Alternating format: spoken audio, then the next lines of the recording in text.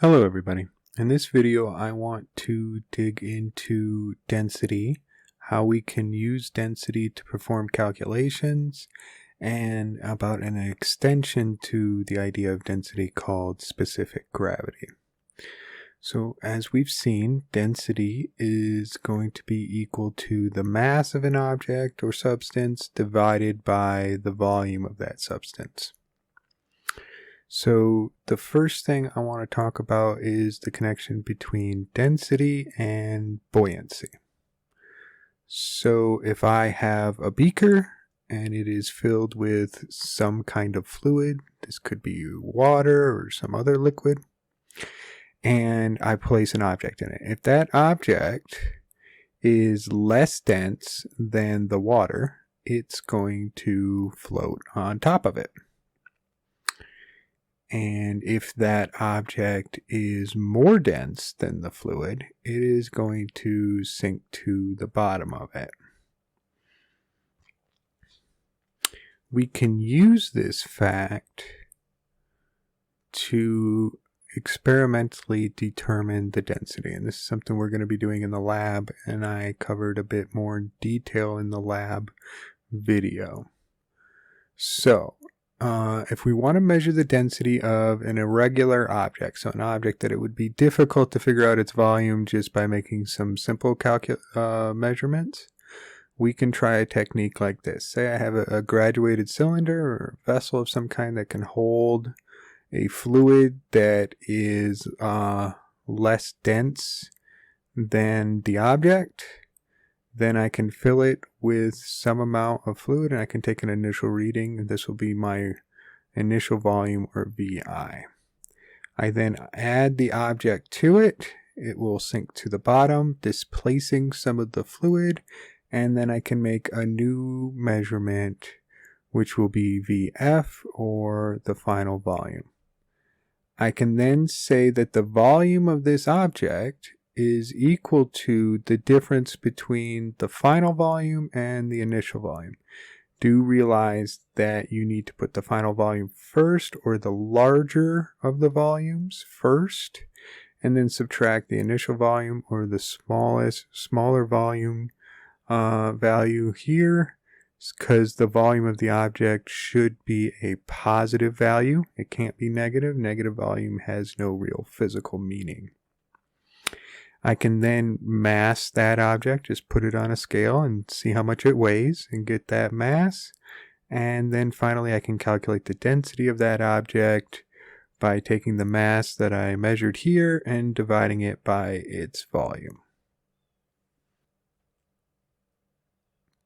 Before we go any further with talking about density, I do want to talk about converting volumes in the metric system, because this may be necessary for us to solve some of the calculations that we're going to be doing. So, as we saw in an earlier video, we tend to get these distance units cubed when we're talking about volumes. This can often happen when we're working through problems in the metric system. So the question is, how could I get from this cubic unit of, say, like cubic meters to a different cubic distance unit for volume, like cubic centimeters?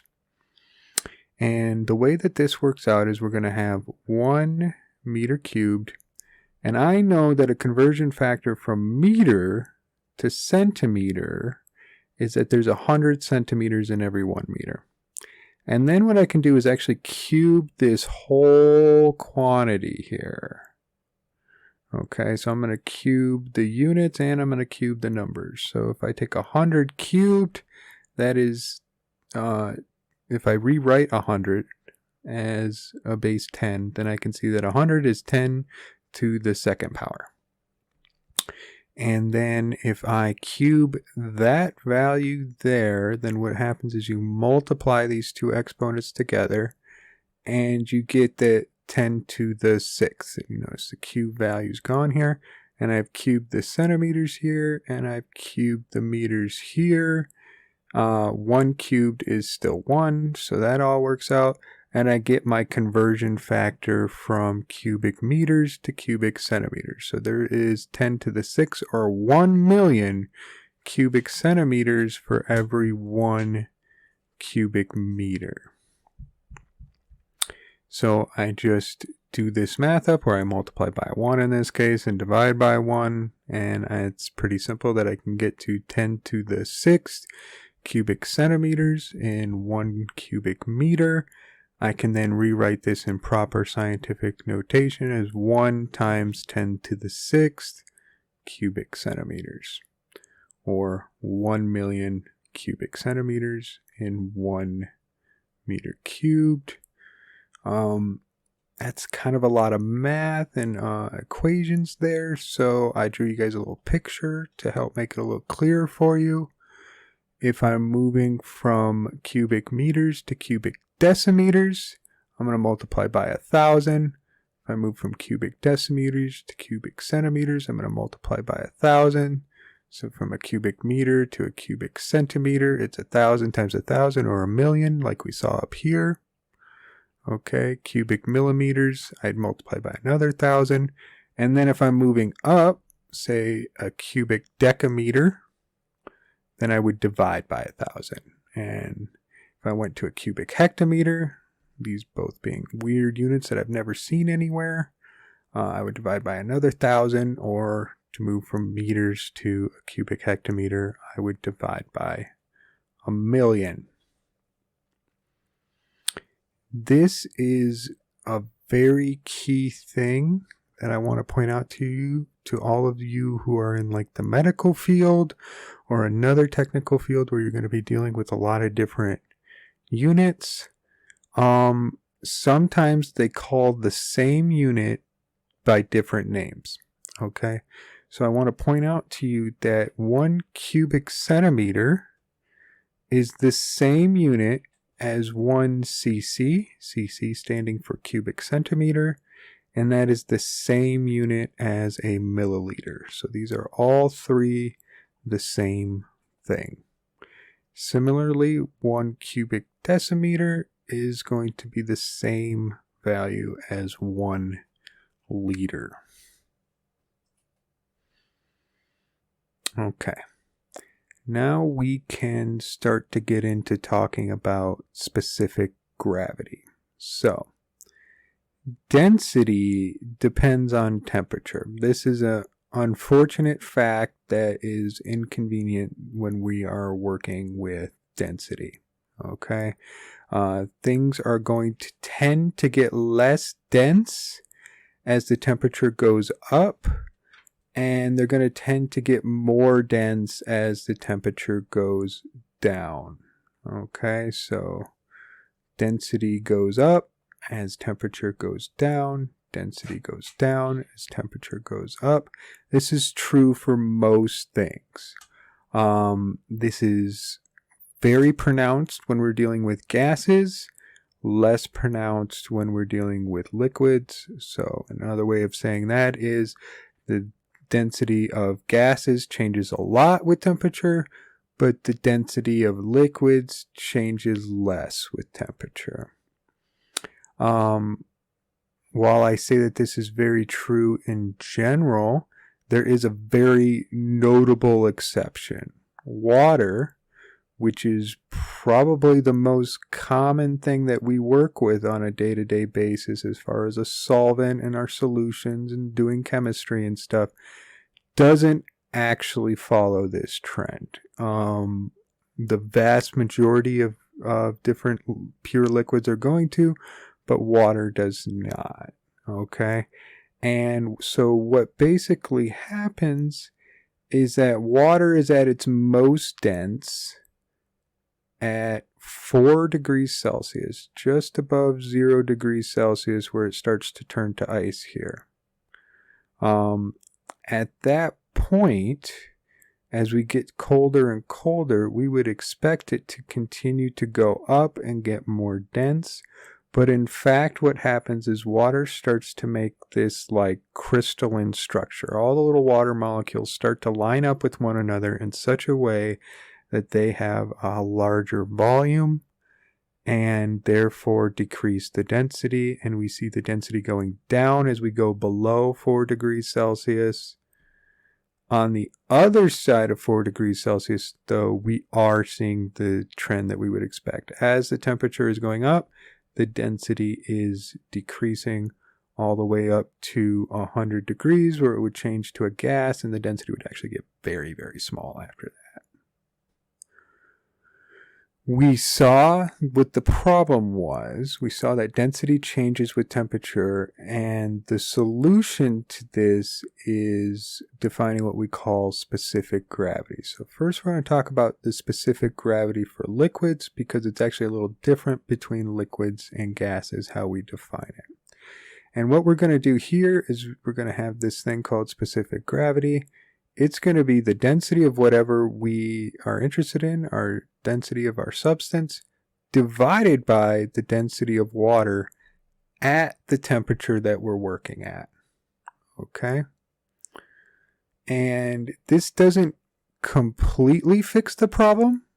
Specific gravity is still going to vary somewhat across temperature, but it's going to vary much, much less than density will over temperature. And so this is a correction that we're going to make that is ultimately, actually, we're going to see for liquids going to be pretty small. And only when we're being very particular about our values, when we have a lot of significant figures in our measurements, is this correction going to be necessary.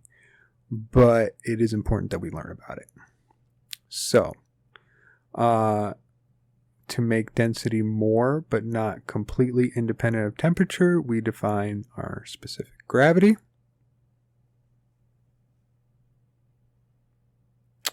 Specific gravity is the density of an object or substance divided by the density of water at that temperature. Specific gravity has no units. Okay, this is what they call a unitless or dimensionless value. All right, and we can see that here with our example. If I take the density of aluminum at 25 degrees, that's going to be 2.7 grams per milliliter. I can divide that by the density of water at 20 degrees, or I'm sorry, 20, these are both at 20 degrees Celsius, which would be 0.998232 grams per milliliter. And I have the same units in the numerator that I do in the denominator.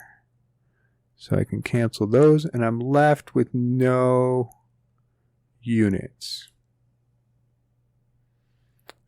Now, because the density of water is almost approximately 1 gram per milliliter at most temperatures, density is usually pretty close to specific gravity. When specific gravity is given units of grams per milliliter. Okay, so we're not changing a lot, and we have to, it's only when we're using a lot of significant figures we're going to see any real difference between using density and specific gravity. And back to our buoyancy statement here, a specific gravity of less than 1 is less dense than water and will float. So this object will float in water. If it is greater than 1, it is more dense than water and will float.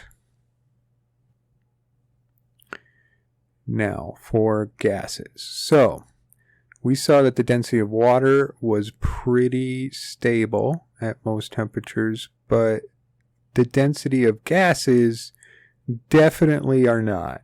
The density of a gas is going to change a lot with temperature.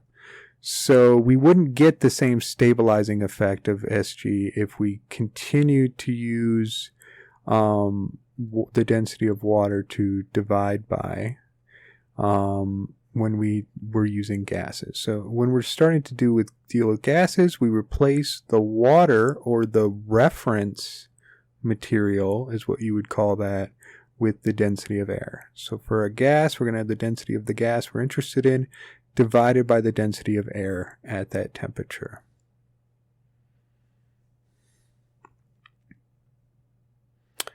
So let's say that one more time. We call this divisor, the value that we're dividing by here, the reference material. Okay, so there is another conclusion that we can draw from specific gravity, and this is a little tricky to conceptualize, so follow through with me, but in the end you can kind of just take my word for it that it works out this way.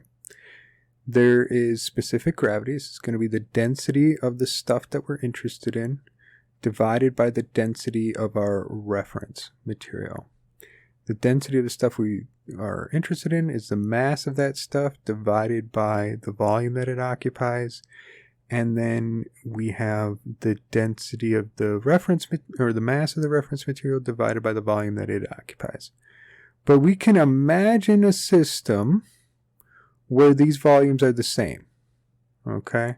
Where I am taking whatever mass of the stuff I'm interested in, and then I'm dividing it by an equal volume of water here, and whatever mass or reference material, whatever mass that reference material has. In that case, these two volumes are the same. And then I can cancel them. And then I come to the conclusion that specific gravity could also be equal to the mass of the substance divided by the mass of an equal volume of the reference substance. Okay, and that's going to be key for solving one of our examples coming up. So please keep that in mind as we go through our examples. Okay, here's our first example. A 3.400 gram aluminum block is added to 23.71 milliliters of water in a graduated cylinder. The water level in the cylinder is now measured at 24.96 milliliters. The temperature of the lab is 20 degrees Celsius, so we'll assume that's also the temperature of these other materials that are inside the lab. What is the density of the aluminum? What is its specific gravity? So the density of the material is going to equal the mass of the aluminum divided by the volume that it displaced, right? Which we said is going to be the final volume minus the initial volume. Plugging in those values, I'm going to get 3.400 grams. I'm going to have 120 or 24.96 milliliters minus 23.71 milliliters. Remember, I need the big one here and the smaller one here, so I get a positive value down here. When I do that subtraction, I see that's 1.25 milliliters. And I wind up, when I do the division here, and I trim it down to 3 significant figures, I get 2.72 grams per milliliter, which isn't quite the 2.70 grams per milliliter we saw it was earlier, but within the realm of experimental uncertainty, right? We made some measurements, there's some error associated with that, so we shouldn't be surprised by that. To get the specific gravity, we're going to take the 2.72 grams per milliliter and we're going to divide it by the density of water at 20 degrees, and we're going to get 2.725 grams per milliliter.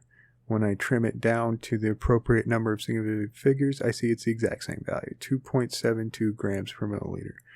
So the lesson here is that the only difference between the density and the specific gravity in this case would have came up if I had had better measurement values here that allowed me to get higher significant figures along here. So it's not until we're getting really, really picky that we see a difference between density and specific gravity. So here is an example of a problem, and you're going to see one like this probably on your homework on Newton, of using that alternate definition for specific gravity. So in here, our example, what is the volume of a solution that weighs 387 grams with a specific gravity of 0.713? So we see we're not given any volumes here, so it would make sense that we're going to need to use this alternate definition of specific gravity that just involves masses. So we have the mass of the solution, 387 grams, and we have the mass of water down here, and we're given our specific gravity here. Okay. So what we need to solve for here, because we know the mass of the solution, we do not know the mass of water, but we do know the specific gravity, we need to solve for the mass of an equal volume of water, right? Because that's what our definition was. So if I solve for MW, that's going to be the mass of that solution divided by its specific gravity. I get 387 grams divided by 0.713. I still wind up with grams because this is a dimensionless quantity that has no units to cancel here. And I get that the mass of the water would be 542 grams.